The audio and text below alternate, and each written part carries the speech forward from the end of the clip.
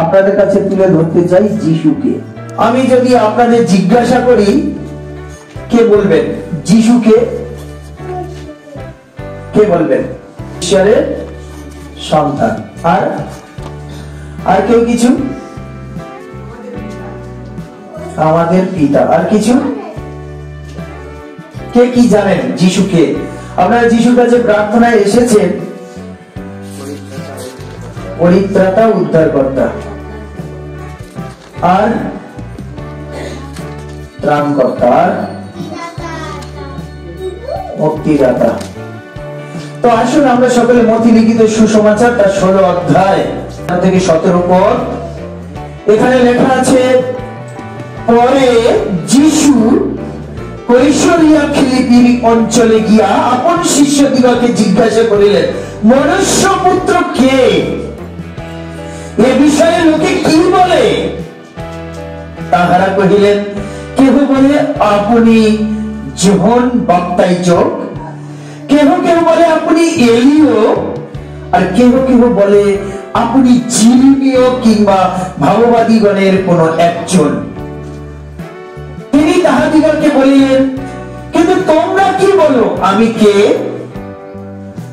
তোমরা কি বলো আমি কে? যিশু তাহাদিগকে, যিশু আপনাদেরকে জিজ্ঞাসা করছেন, তোমরা কি বলো আমি কে?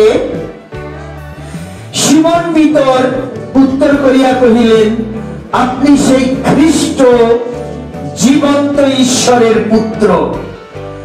যিশু উত্তর করিয়া তাহাকে কহিলেন, হে জোনার পুত্র সিমন, ধন্য তুমি, কেননা রক্ত মাংস তোমার নিকটে ইহা প্রকাশ করে নাই, কিন্তু আমার স্বর্গস্থ পিতা প্রকাশ করিয়াছেন। ঈশ্বর তার আপন বাক্যে সকলকে আশীর্বাদ যুক্ত করুন। আসুন আমরা প্রার্থনা করি। হে মঙ্গলময় পিতা, সর্বশক্তিমান ঈশ্বর, করুণাময় পিতা, তোমাকে কোটি কোটি ধন্যবাদ জানিয়ে তোমার চরণ তলে আসি, মাথা নত করি। আমাদের হৃদয়, মন, প্রাণ, আত্মা তোমার চরণে সমর্পণ করি। সুন্দর বাক্য, মধুর বাক্য, জীবনদায়ী বাক্য আমাদের জীবনে আরেকটি বার আলোর দিশা হয়ে নামিয়ে আসুক, এই প্রার্থনা যিশু নামে চাই, আমেন। জয় যিশু। এখন প্রভু যিশু খ্রিস্ট তিনি বিভিন্ন জায়গায় প্রচার কার্যাদি করছেন। বিভিন্ন লোক বিভিন্ন রকমের কথা বলছেন, তিনি শুনছেন। বিভিন্ন জায়গায় তিনি প্রচার করে বহু লোককে তিনি সুস্থতা, আরোগ্যতা দিয়েছেন। প্রভু যিশু খ্রিস্ট তিনি তার সম্মুখে যারা উপস্থিত তাদের কাছে জানতে চাইছে যে পাড়ার লোকে আমাকে কি বলে, পাড়ার লোক আমাকে কি বলে, আমি কে? তারপরে তিনি জিজ্ঞাসা করছেন তার সম্মুখে যারা উপস্থিত তাদেরকে, তোমরা বলো তো আমি কে?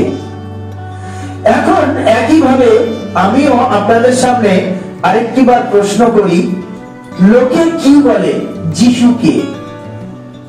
আপনি কি বলেন যিশুকে?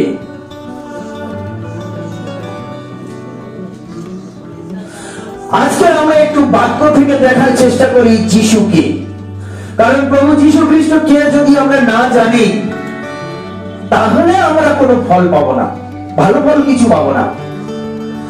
অনেক সময় কি হয়, আমাদের বাড়ির সামনে অনেকে 4 চাকা গাড়ি রেখে যায়, আমাদের ব্রাদারও রেখে যায়, আমাদের পাস্টরও রেখে যায়, চাবিটাও মাঝে মাঝে আমার কাছে রেখে যায়। ইচ্ছে হয় চড়তে, কিন্তু পারি না চালাতে, সেই জন্য গাড়িটা চালাতে পারি না। যেহেতু আমি চালাতে জানি না, তাই ওই গাড়ির মূল্য বুঝি না, ওই গাড়ির মূল্য বুঝি না, ওই গাড়ির কতটা ক্ষমতা, কতটা গতি, কতটা শক্তি, কতজনকে বহন করতে পারে জানি না। ঠিক যদি আমি না জেনে থাকি চালাতে, তাহলে ওই গাড়ির যা যা সুবিধা আছে তা আমি ভোগ করতে পারি না। আর যদি ভোগ করতে হয় তাহলে কারোর উপরে নির্ভর হতে হয়। কেউ যদি আমাকে চালিয়ে নিয়ে যেতে পারে তাহলে আমি যেতে পারি, যদি না চালায় তাহলে আমি যেতে পারি না। ঠিক একইভাবে আপনি যদি প্রভু যিশু খ্রিস্টকে ভালো করে না জানেন, তাহলে প্রভু যিশু খ্রিস্টের মূল শক্তি আপনি পেতে পারেন না, আপনি পেতে পারেন না। যদি পেতে হয় অন্যের কাছে হাত পেতে বসে থাকতে হয়। আর সেই জন্য অন্যের থেকে আমরা মাঝে মাঝে কিছু সুবিধা পেলেও অনেক সময় আবার আমরা তা থেকে বঞ্চিত হই, কারণ আমরা পরনির্ভরশীল হয়ে পড়ি।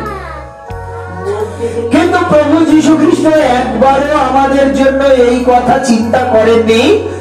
তিনি সরাসরি মার্ক লিখিত সুসমাচার তার 16 অধ্যায় সেখানে 16, 17, 18 পদে বলেছেন, যদি তোমরা আমাকে বিশ্বাস করো তাহলে বিশ্বাসীদের চিহ্ন এই, তারা আমার নামে ভূত ছাড়াবে, আমার নামে সুস্থ করবে, আমার নামে নতুন নতুন ভাষা কথা বলবে, আমার নামে সর্প হস্তে তুলিবে, কিছু হবে না, বিভিন্ন রকম হানিকর দ্রব্য খেলেও তার কোনো ক্ষতি হবে না। কখন? যখন আপনি যিশুকে জেনেছেন, যখন যিশুকে ভালোভাবে বুঝতে পেরেছেন। আমি বিশেষ করে এই রকম চিন্তা করি মাঝে মাঝে, যখন আমরা আমাদের গ্রামের বা বিভিন্ন জায়গায় ভাই বোনদেরকে লক্ষ্য করে দেখি, তারা যখন বিভিন্ন জায়গায় ছুটতে থাকে, কেউ হয়তো হলদিয়ায় যাচ্ছে প্রার্থনা করতে, কেউ হয়তো কলকাতায় যাচ্ছে প্রার্থনা করতে, কেউ পাঞ্জাবে, কেউ বিভিন্ন জায়গায় প্রার্থনা করতে যাচ্ছে, তাদের দেখি আর মাঝে মাঝে চিন্তা করি যে আমাদের কি কিছু পরিবর্তন হয়েছে? পরিবর্তন হয়নি। কেন পরিবর্তন না হওয়ার পিছনের কারণ হলো, যীশু খ্রিস্টকে যদি কেউ একবার চিনে এবং জেনে যেতে পারে, তাহলে প্রভু যীশু খ্রিস্টকে পাওয়ার জন্য অন্য কোথাও যেতে হয় না। যোহন লিখিত সুসমাচার তার 4 অধ্যায় আপনারা যদি বের করেন, যোহন লিখিত সুসমাচার তার 4 অধ্যায় 22, 23, 24 পদ, সেখানে একটি সুন্দর কথা লেখা রয়েছে। আপনারা যদি সেটাকে একটু দৃষ্টিপাত করে থাকেন, তাহলে আপনি বুঝতে পারবেন এই চিন্তা ভাবনাটা আমার ভুল নয়। এখানে লেখা আছে, তোমরা যাহা জানো না তাহার ভজনা করিতেছ, আমরা যাহা জানি তাহার ভজনা করিতেছি, কারণ যিহুদীদের মধ্য হইতে পরিত্রাণ। কিন্তু এমন সময় আসিতেছে, বরং এখনই উপস্থিত, যখন প্রকৃত ভোজনাকারীরা আত্মায় ও সত্যে পিতার ভোজনা করিবে, কারণ বাস্তবিক পিতা এইরূপ ভোজনাকারীদেরই অন্বেষণ করেন। ঈশ্বর আত্মা, আর যাহারা তাহার ভোজনা করে তাহাদিগকে আত্মায় ও সত্যে ভোজনা করিতে হইবে। হালেলুয়া। বলছে 23 পদে বলছে, যখন প্রকৃত ভোজনাকারীরা আত্মায় ও সত্যে পিতার ভোজনা করে, কারণ বাস্তবিক পিতা এই রূপ ভোজনাকারীদেরই অন্বেষণ করে। হালেলুয়া। আপনারা এই বাক্যটাই কি বুঝলেন? এই বাক্যটাই কি বুঝলেন? বলছে, যখন আপনি আত্মায় এবং সত্যে ভোজনা করবেন, তখন পিতা আপনাকে খুঁজবে আপনি কোথায় আছেন, আপনাকে খুঁজে খুঁজে আপনার বাড়িতে যাবে আপনি কোথায় বসে আছেন, আপনাকে খুঁজে খুঁজে যাবে আপনার কোথায় কলকারখানা আছে, আপনি কোন অফিসে চাকরি করেন, আপনি কোথায় রাস্তা দিয়ে যাচ্ছেন, আপনার পাশে পাশে দাঁড়িয়ে থাকে পিতা। কখন? যখন আত্মায় এবং সত্যে ভোজনা করে। তাহলে আমার কথাটা কি খুব ভুল যে যারা বিভিন্ন জায়গায় ছুটে ছুটে বেড়াচ্ছে তারা হয়তো ঠিক করছে না, অথবা যিশুকে এখনো ঠিক মতো জানতে পারিনি তাই বিভিন্ন জায়গায় যাচ্ছে?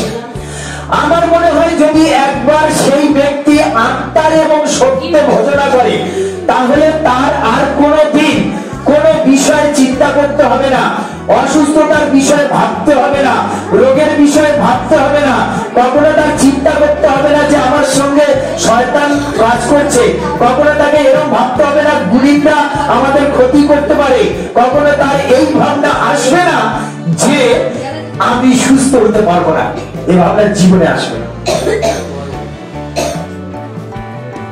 আপনারা চিন্তা করতে পারবেন প্রভু যীশু খ্রিস্ট তাকে যারা বিশ্বাস করেছেন তারা কি কি আশীর্বাদ প্রাপ্ত হয়েছে। আমরা বাইবেল থেকে যা দেখেছি, আমরা বাস্তবে যা দেখেছি। আমাদের এখানে একজন পাগলি এসেছিল, তাই তো? কে কে জানো? তার নাম কি? রুবি। অন্তরা হসপিটাল ফেরত, তাকে সুস্থ করতে পারেনি, কিন্তু এখানে প্রার্থনা করার পরে সে আজকে সুস্থ হয়ে গেছে। পদুয়াতে বাড়ি, জীবন মন্ডলের হাট পদুয়াতে বাড়ি, একজন মহিলা, তিনি 12 বৎসর ধরে পাগলি হয়েছিলেন। তাকে প্রার্থনা করার পরে তিনি সুস্থ হয়ে গেছেন। আর মৃত মানুষ জীবন লাভ করেছে।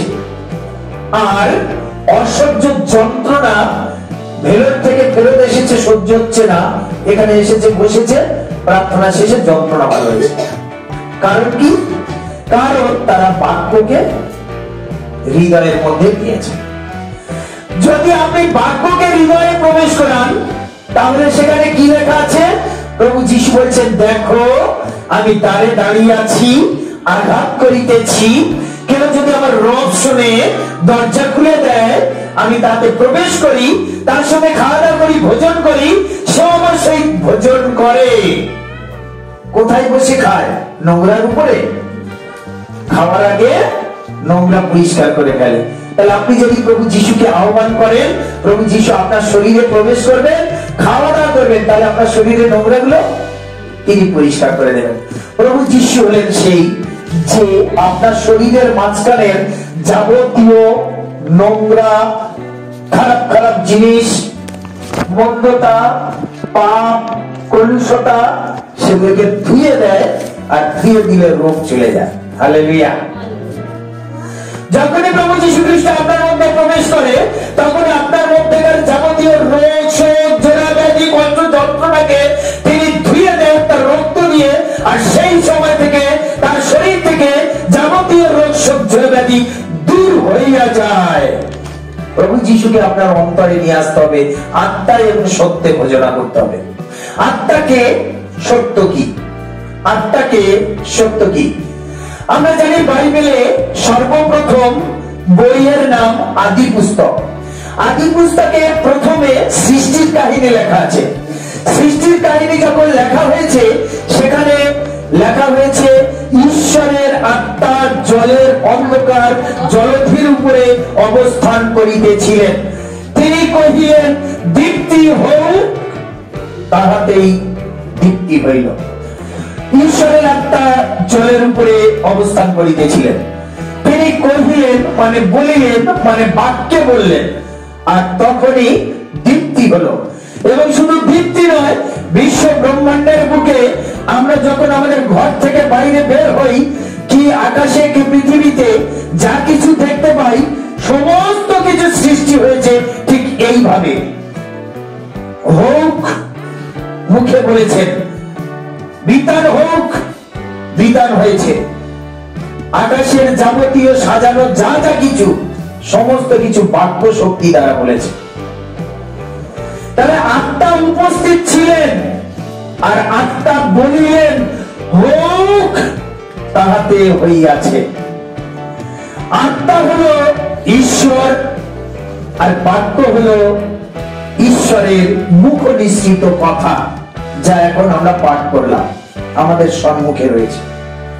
সেই বাক্য শক্তি দ্বারা সমস্ত বিশ্ব ব্রহ্মাণ্ডের যাবতীয় গাছপালা, পশু পাখি, চন্দ্র সূর্য তারা নক্ষত্রাদি সমস্ত কিছু সৃষ্টি করেছে ঈশ্বর। সত্য কি? যোহন লিখিত সুসমাচার তার 14 অধ্যায় 6 পদ। প্রভু যীশু বলিলেন, আমি পথ, সত্য ও জীবন, আমার দিয়া না আসিলে কেউ পিতার নিকটে আইসে না। যোহন লিখিত সুসমাচার তার 14 অধ্যায় 6 পদ। প্রভু যীশু বললেন, আমি পথ, সত্য ও জীবন। প্রভু যীশু হলেন সত্য।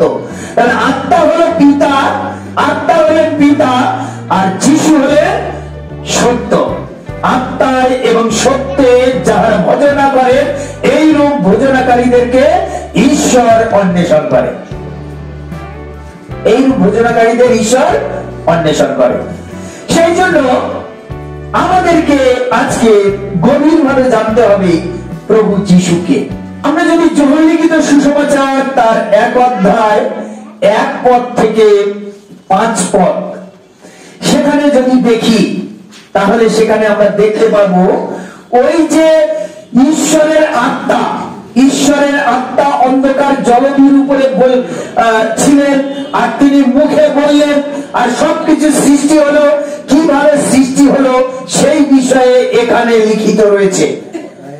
যখন লিখিত সুসমাচার তার 1 অধ্যায় 1 পদ থেকে 5 পদ 181 পৃষ্ঠার নতুন নিয়মে আছে। এরপরে আপনারা যদি দেখেন, আমি বলবো আপনারা অবশ্যই খুলুন 182 পৃষ্ঠায় যখন লিখিত সুসমাচার তার 1 অধ্যায় 14 পদ। সেই বাক্য মাংসে মূর্তিমান হয়ে আর আমাদের মধ্যে প্রবাস করেন, আর আমরা তাহার মহিমা দেখিলাম, যেমন পিতা হইতে আগত এক জাতের মহিমা, তিনি অনুগ্রহে ও সত্যে পূর্ণ। বাক্য, সেই বাক্য মাংসে মূর্তিমান হলেন। কোন বাক্য? যে বাক্য আদি পুস্তকে 1ম অধ্যায়ে বলা হয়েছে, ঈশ্বরের বাক্য মাংসে মূর্তিমান হইলেন। তাই ঈশ্বরের বাক্য দ্বারা সমস্ত কিছু সৃষ্টি হয়েছে। ঈশ্বর মুখে বলেছেন ভিত্তি হোক, ভিত্তি হয়েছে, বিতান হোক, বিতান হয়েছে। বিতানের উপরের অংশের নাম আকাশ, নিচের অংশের নাম জল।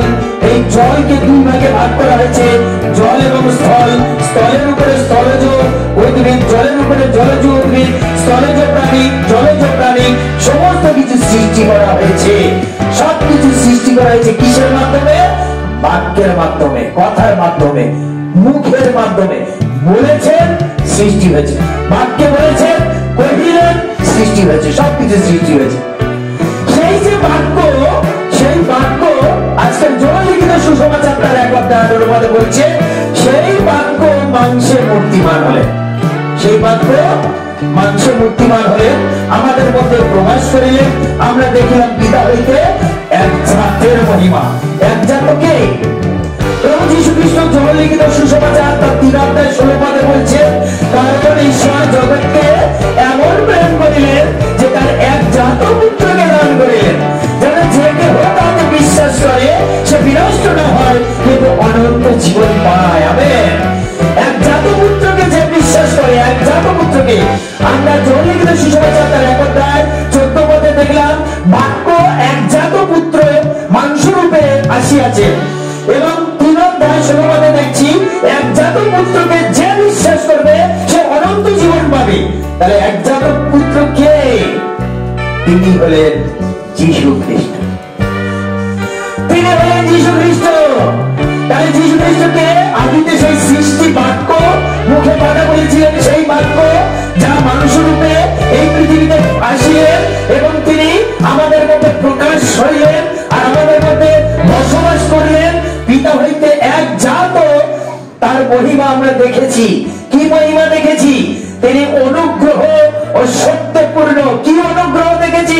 একজন বিধবা, সেই বিধবা মায়ের একমাত্র সন্তান মারা গিয়েছে। তিনি কাঁদতে কাঁদতে কবরে যখন নিয়ে যাচ্ছেন, প্রভু যীশু খ্রিস্ট আর সহ্য করতে পারলেন না, তিনি চলে গেলেন, কবিনকে নামালেন। তিনি বিধবার সন্তানকে বিধবার করে ফিরিয়ে দিলেন। হালেলুয়া। প্রভু যীশু খ্রিস্ট তিনি লক্ষ্য করে দেখছেন, কি দেখছেন? যেই মাত্র তিনি সবে মাত্র গালিলে পা দিয়েছেন, ছুটতে ছুটতে মাথা পরিয়ম এসে তার পায়ের ধারে পড়ে চিৎকার করে করে কাঁদছে, প্রভু গো, প্রভু গো, তুমি যদি থাকতে আমার ভাইটা মরতো না। প্রভু গো, প্রভু গো, তুমি যদি থাকতে আমার ভাইটা মারা যেত না। তুমি এখনো যদি চিন্তা করে কিছু করতে পারবে। তারা যখন হাওয়া করে কাটছে, তাদের সঙ্গে যখন সমস্ত গ্রামবাসী কাটছে, সমস্ত প্রতিবেশীরা কাটছে, আত্মীয়রা কাটছে, প্রভু যীশু খ্রিস্ট স্থির থাকতে পারলেন না। তিনি কেঁদে ফেললেন। তিনি বললেন, চলো, কোথায় তোমার ভাইকে কবরে নেওয়া হয়েছে সেখানে নিয়ে গেলেন। প্রভু কেঁদে ফেললেন। তিনি আত্মায় উত্তেজিত হলেন। তিনি বললেন, কবরের মুখ খুলে দাও। বলছে, ও তো মোড়া গন্ধ পচা হয়ে গেছে। বলছে, তুমি মুখ খুলে দাও। মুখ খুলে দিল। তিনি উপর থেকে ডাকলেন, লাসার উঠে এসো। লাসার উঠে আসলেন। লাসার উঠে আসলেন। আজকের হে আমার প্রিয় ভাই বোনেরা, প্রভু যীশু খ্রিস্ট সেই, যিনি আপনার সঙ্গে থেকে আপনার হৃদয়টাকে পরিষ্কার করে সুন্দর একটি গৃহ, যেখানে তিনি বাস করতে চান, যেখানে তিনি থাকতে চান, যেখানে থেকে তিনি ভজন করতে চান, যেখানে থেকে তিনি আপনাকে কিছু খাওয়াতে যান, যা এখন আমরা খাচ্ছি। এই আত্মিক খাদ্য পরিপূর্ণ প্রভু যীশু খ্রিস্ট তিনি বলেছিলেন, মনুষ্য কেবল রুটিতে নয় কিন্তু ঈশ্বরের বাক্যে বাঁচতে পারে। হালেলুয়া। মানুষ শুধু রুটিতে বাঁচতে পারে না, মানুষ শুধু ভাতে বাঁচতে পারে না, ভালো ভালো খেলে মানুষ বাঁচে না, কিন্তু ঈশ্বরের বাক্য খেলে মানুষ বাঁচতে পারে। ঈশ্বরের বাক্য যদি আপনার অন্তরে প্রবেশ করে আপনি বাঁচতে পারবেন। ঈশ্বরের বাক্য যদি আপনার হৃদয় স্পর্শ করে আপনার হৃদয়ে নূতনীকরণ হবে। ঈশ্বরের বাক্য যদি আপনার অন্তরে প্রবেশ করে আপনার অন্তরে ঈশ্বরের বাসস্থান বাসগৃহ হয়। প্রভু বলেন, একাধিক ব্যক্তি যেখানে আমার নামে উপস্থিত থাকে আমি সেখানে উপস্থিত থাকি। হালেলুয়া। এখন আমাদের সামনে প্রভু যীশু আছেন, বিশ্বাস করেন? কতজন বিশ্বাস করেন? হালেলুয়া বলুন। প্রভু আছেন আমাদের সামনে বসে, প্রভু আছেন আমাদের সামনে উপস্থিত। প্রভু দেখছেন আপনাদের অন্তঃকরণ, প্রভু দেখছেন আপনাদের হৃদয়, প্রভু আপনাদের হৃদয়ের দিকে দেখছেন। আর আপনারা যারা বিশ্বাস করছেন আপনাদের হৃদয়ে তিনি প্রবেশ করছেন, আপনাদের অন্তরাত্মাতে প্রবেশ করে আপনাদের হৃদয়ের মধ্যে যে সমস্ত ময়লা আছে, যে সমস্ত পাপ রয়েছে, যে সমস্ত অন্যায় রয়েছে, যে সমস্ত রকমের রোগশোক জড়াব্যাধি আছে, প্রভু যীশু আপনাকে স্পর্শ করছেন, আপনার হৃদয়ের মধ্যে স্পর্শ করে আপনার হৃদয় থেকে সমস্ত ময়লাকে তিনি দূর করে দিচ্ছেন। কেন? ওখানেই প্রভু প্রবেশ করবেন। হালেলুয়া। প্রভু সেই জন্য এই পৃথিবীতে এসেছেন, প্রভু সেই জন্য এই পৃথিবীতে এসেছেন আপনাকে আমাকে পরিষ্কার করবার জন্য, আপনাকে আমাকে ধুয়ে দেওয়ার জন্য, আপনাকে আমার হৃদয়ে তিনি প্রবেশ করে আপনার আমার জীবনকে নতুন করে সাজানোর জন্য তিনি এসেছেন।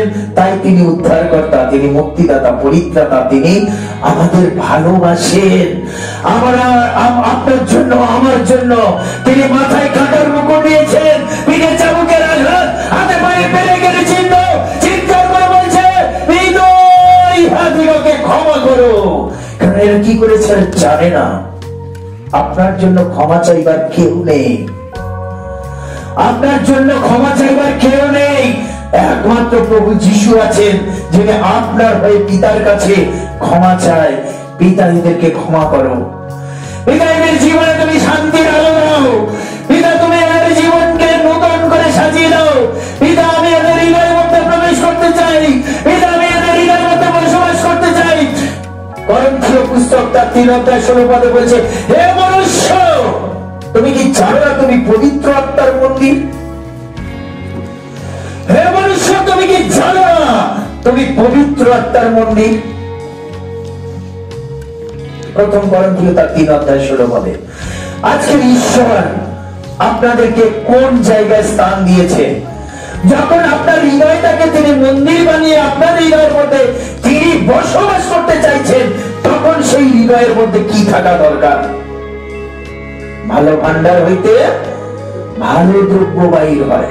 আপনার ভান্ডারকে ভালো করতে হবে, পরিষ্কার করতে হবে, অন্তঃকরণকে শুচি করতে হবে, শুদ্ধ করতে হবে।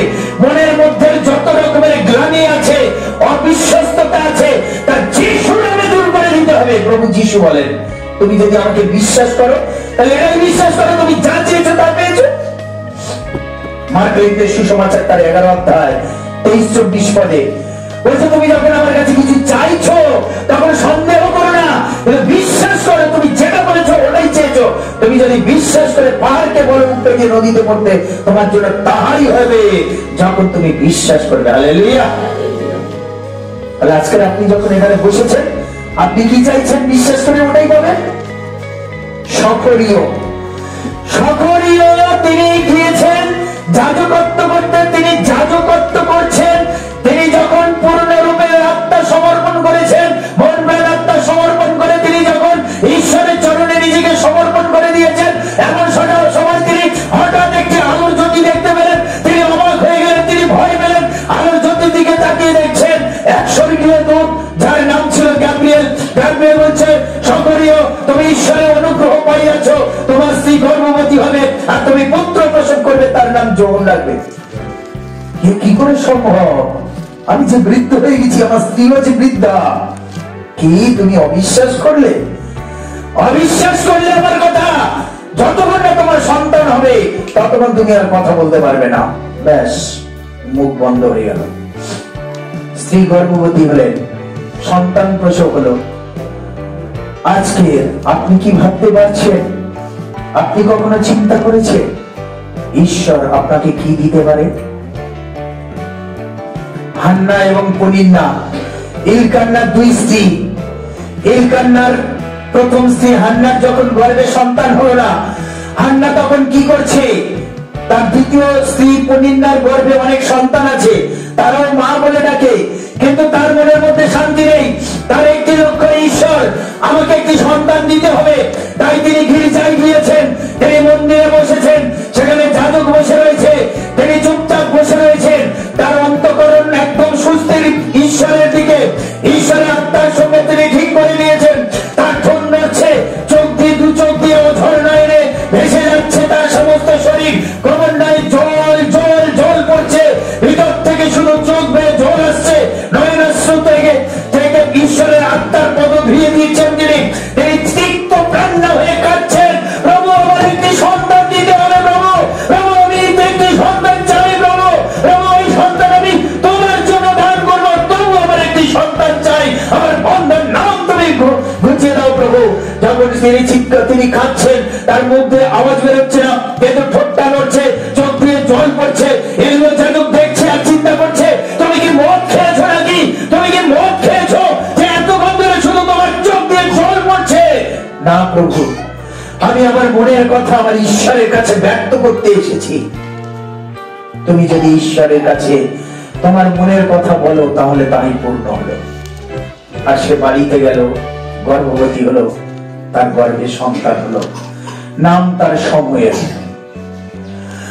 আজকের হে আমার প্রিয় ভাই বোনেরা, আপনিও এখানে বিশ্বাস করে আপনার অন্তরাত্মাতে চোখের জলে আপনি প্রার্থনা করুন। ঈশ্বর আপনার কাছে পৌঁছে যাবে। আপনাকে ঈশ্বরের কাছে যেতে হবে, ঈশ্বর আপনার কাছে পৌঁছে যাবে, আপনার হৃদয়ে স্পর্শ করবে, আপনার জীবন পরিবর্তন করে দেবে, আপনার মন পরিবর্তন করে দেবে। তিনি বলবেন, আমি তোমাকে আজ হইতে আমার নিজের করিয়া লইলাম, তোমাকে আমি সুস্থ করলাম, তোমার জন্য আমি মরিলাম, তোমার জন্য আমার সমস্ত রক্ত দান করে দিয়েছি। তুমি বিশ্বাস করো, তুমি সুস্থ হবে। হে আমার প্রিয় ভাই বোন, প্রভু যীশু খ্রিস্ট সেই যিনি আপনার পাশে দাঁড়িয়ে আছেন। প্রভু যীশু খ্রিস্ট সেই, আপনি কাজে থাকলে সেখানে আপনার পাশে থাকেন। প্রভু যীশু সেই, আপনি রাস্তায় থাকলে আপনার পাশে থাকেন। প্রভু যীশু সেই, আপনি যখন রান্না করেন আপনার পাশে থাকে।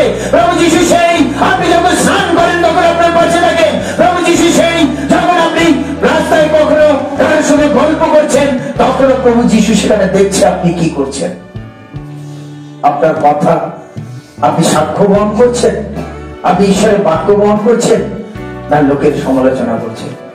যদি দেখেন যে আপনি ঈশ্বরের বাক্য আলোচনা করছেন, প্রভু যীশু আপনার মধ্যে প্রবেশ করবে। প্রভু যীশু যদি দেখেন সমালোচনা করছেন, সরে চলে আসেন। আপনি ঠিক করতে পারবেন আপনার হৃদয়ের মধ্যে যীশুকে রাখবেন কি রাখবেন না, কাছে রাখবেন না দূরে সরিয়ে দেবেন। যদি আপনাকে তার কাছে রাখতে হয়, তাহলে আপনার অন্তঃকরণ প্রস্তুত করুন। প্রভু যীশুকে যখন জিজ্ঞাসা করছে ব্যবস্থার মধ্যে কোন আজ্ঞাটি শ্রেষ্ঠ, প্রভু যীশু বলছেন ব্যবস্থার মধ্যে দুটি আজ্ঞা, সমস্ত ব্যবস্থা ঝুলছে দুটো আজ্ঞায়। একটি হলো তোমার সমস্ত মন, সমস্ত প্রাণ, সমস্ত অন্তঃকরণ দিয়ে তোমার ঈশ্বর প্রভুকে প্রেম করিবে। আরেকটি হলো প্রতিবেশীকে আপনার মধ্যে প্রেম করিবে। প্রভু যীশু হলেন প্রেম। হালেলুয়া। প্রভু যীশু হলেন প্রেম। যখন আপনার মধ্যে ঈশ্বরের প্রেম থাকে, যখন আপনার মধ্যে ঈশ্বরের বাক্য থাকে, যখন আপনার মধ্যে ঈশ্বরের সাক্ষ্য থাকে, যখন আপনি ঈশ্বরের বাক্যকে প্রচার করেন, যখন সাক্ষ্যকে ব্যক্ত করেন, যখন ঈশ্বরের বাক্য আপনার মুখ দিয়ে প্রকাশিত হয়, যখন লোকে আপনার কাছ থেকে বাক্য শুনে ঈশ্বরের রাজ্যের বৃদ্ধির জন্য আসে, যখন লোকে জীবন পায়, যখন লোকে শান্তি পায়, তখন আপনার জীবনটা, আপনার সংসারটা, আপনার পরিবারটা শান্তিতে ভরে যায়। হালেলুয়া। প্রভু যীশু হলেন শান্তিদাতা। যোহন লিখিত সুসমাচার তার 14 অধ্যায় 27 পদ। প্রভু যীশু হলেন শান্তিদাতা। প্রভু যীশু সেখানে বলছেন, শান্তি আমি তোমাদিগকে দান করিতেছি, শান্তি আমার শান্তি আমি তোমাদের দান করছি। কোথায় পেয়েছেন, কবে পেয়েছেন?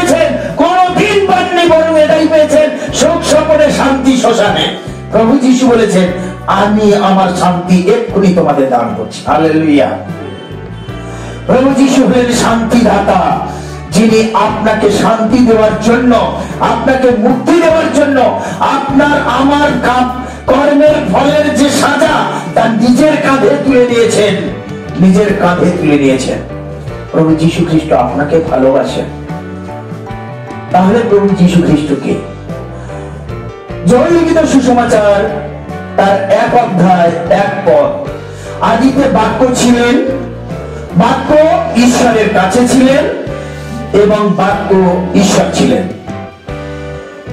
3 পদ, সকলেই তাহার দ্বারা হইয়াছিল, যা হইয়াছে তাহার কিছুই তাহার ব্যতি রেখে হয় নাই।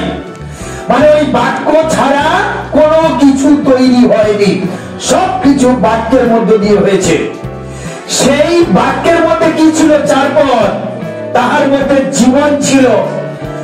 সেই বাক্যের মধ্যে জীবন ছিল, বাক্যের মধ্যে জীবন ছিল বলে বাক্য দ্বারা জীব জগৎ গঠন হয়েছে। হালেলুয়া। বাক্যের মধ্যে কি ছিল? জীবন ছিল, তাই বাক্য জীব জগৎ গঠন করেছেন। এই জীব জগৎ জীবন পেল বাক্যের মধ্য দিয়ে, কেননা বাক্যের মধ্যে জীবন ছিল। সেই জীবন মনুষ্যগণের জ্যোতি ছিল। আপনার আমার জ্যোতি ছিলেন ওই জীবন, ওই যে জীবন, ওই যে জীবন, ওই যে বাক্য, ওই যে বাক্যের মধ্যে জীবন, ওই জীবনের মধ্যে জ্যোতি। কখন জ্যোতি আপনার মধ্যে থাকবে? যখন আপনার মধ্যে বাক্য থাকবে। তাই প্রভু যীশু খ্রিস্ট জয় লিখিত সুসমাচার তার 15 অধ্যায় 7 পদে বলছে, যদি তুমি আমাতে যুক্ত থাকো এবং আমার বাক্য যদি তোমার মধ্যে থাকে, তোমার যাহা ইচ্ছা যাচনা করো তাতে তুমি তাই পাবে। আমেন। তাহলে বাক্য যদি আপনার মধ্যে থাকে, আপনি যাচনা করুন, আপনি চাইতে থাকুন, প্রভু আমার এটা দিতে হবে, সেটা করেন।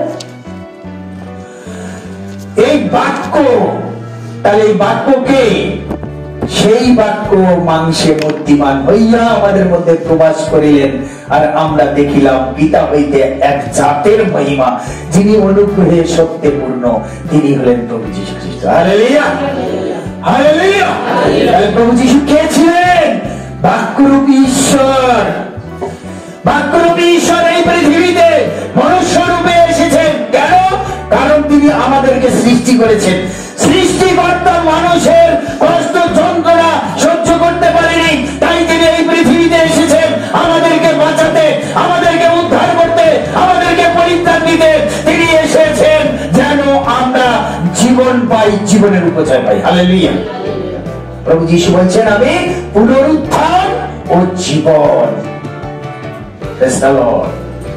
প্রভু যীশু হলেন পুনরুত্থান ও জীবন। প্রভু যীশু খ্রিস্ট এই পৃথিবীতে আসলেন, আর তিনি কি বললেন? তিনি যেদিন মারা যাচ্ছেন তার আগের দিন রাত্রে তিনি বলছেন, আমি সেই জীবন খাদ্য, আমি সেই জীবন খাদ্য। যখন তার 6 অধ্যায় পড়বেন সেখানে লেখা আছে। প্রভু যীশু খ্রিস্ট কি করছেন? তিনি বলছেন, এই যে আমি ক্রুশের উপরে আমার দেহ দান করছি, তোমরা রুটি খাও আর চিন্তা করো ওটা সেই আমার দেহ যা তোমাদের জন্য দান করলাম। প্রভু যীশু খ্রিস্টের সেই শরীর থেকে ঝরে পড়ে রক্ত, মাথায় কাটার মুকুট, ওখান থেকে দরদর করে রক্ত ঝরে পড়ছে, পিঠে 39টা চাবুকের আঘাত, পিঠের মাংস ছেড়ে গেছে, শিরা উপশিরা ছেড়ে গেছে, দরদর করে ভেসে যাচ্ছে কালভেরি ভূমি। প্রভু যীশু খ্রিস্টকে শুইয়ে দেওয়া হয়েছে ক্রুশের উপরে, জ্যান্ত অবস্থায় পেড়ে মারা হয়েছে, ওখান থেকে ঠিকরে পড়ছে রক্ত। এই সমস্ত রক্ত তিনি আমাদের জন্য দান করেছেন। তিনি বলছেন, তোমরা যখন দ্রাক্ষারস পান করো আর চিন্তা করো, আমি তোমার জন্য রক্ত দিয়েছি। হে আমার প্রিয় ভাই বোনেরা, রুটি এবং দ্রাক্ষারসের মধ্য দিয়ে প্রভু যীশু খ্রিস্টের দেহ এবং রক্তকে পান করতে বলেছেন। প্রভু যীশু আমাদের জীবন খাদ্য। প্রভু যীশু হলেন পথ, সত্য, জীবন। প্রভু যীশু হলেন পুনরুত্থান ও জীবন। প্রভু যীশু বলছেন, আমি জগতের জ্যোতি। আমেন। প্রভু যিশু বলছেন আমি জগতের জ্যোতি। বাক্যের মধ্যে কি ছিল? জীবন ছিল। বাক্যের মধ্যে কি ছিল? জীবন ছিল। সেই জীবনের মধ্যে কি ছিল? জ্যোতি ছিল। কাদের জ্যোতি? মনুষ্যদের জ্যোতি। প্রভু যিশু বলছেন আমি জগতের জ্যোতি। হালেলুয়া। কারণ ওই বাক্য মাংসে মূর্তিমান হয়েছে যিশু রূপে। আমেন। Praise the Lord. প্রভু আপনাকে ভালোবাসেন, তিনি মন প্রাণ দিয়ে ভালোবাসেন। এই মুহূর্তে তিনি আপনার অন্তঃকরণ দেখছেন, তিনি দেখছেন আপনি কিভাবে বাক্য শুনছেন, তিনি দেখছেন কিভাবে বাক্য আপনার অন্তরে প্রবেশ করছে, আপনার কর্ণের মধ্য দিয়ে বাক্য প্রবেশ করছে। তা আপনার হৃদয় স্থগিত হচ্ছে না, বাইরে চলে যাচ্ছে। আপনি অন্য দিকে দৃষ্টিপাত করছেন না যিশুর দিকে দৃষ্টিপাত করছেন।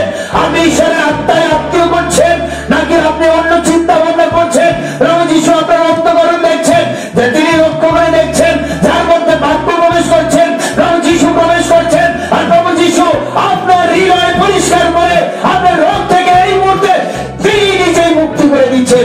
তিনি ঘোষণা করছেন তোমার শরীরের যাবতীয় যন্ত্রণা, যাবতীয় ব্যথা, যাবতীয় আঘাত, স্পন্ডিলাইটিস, সুগার, প্রেসার, আপনার যে কিছু সমস্যা এই মুহূর্তে যিশু দূর করে দিচ্ছেন। আপনি বাক্যের মধ্য দিয়ে সুস্থতা লাভ করছেন। হালেলুয়া। আজকের আমি খুব গভীরভাবে চিন্তা করে দেখি, যে আমাদের বোন তার পায়ে কি ঢুকে গেছে। 3 মাস 4 মাস ধরে ডাক্তার দেখালো, কত কি করলো, কিছুই হলো না। পা ফুলে গোড়া হয়ে গেল, হাঁটতে পারে না, চলতে পারে না।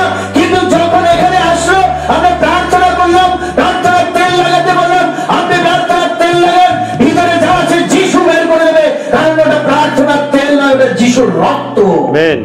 যেদিন থেকে যিশুর রক্ত ব্যবহার করলো সেই দিন থেকে আস্তে আস্তে আস্তে আস্তে ওই ভিতরের রক্তের মধ্যে যে গোজরা ঢুকেছিল ও বাইরে আসতে বাধ্য। ও এসে কি করলো? পায়ে ঠেলা ঠেলি শুরু করেছে, বেরোতে পারছে না। তারপর যেই মাত্র ওটাকে খুঁড়ে দিল, পাট করে বেরিয়ে গেল। আজকে তিনি সুস্থ, আজকে তিনি সামনে বসে রয়েছে। প্রভু যিশু আপনাকে সুস্থ করেন। তার মানে প্রভু যিশু হলেন আদর্শ চিকিৎসক, ডাক্তার, ডাক্তারেরও ডাক্তার।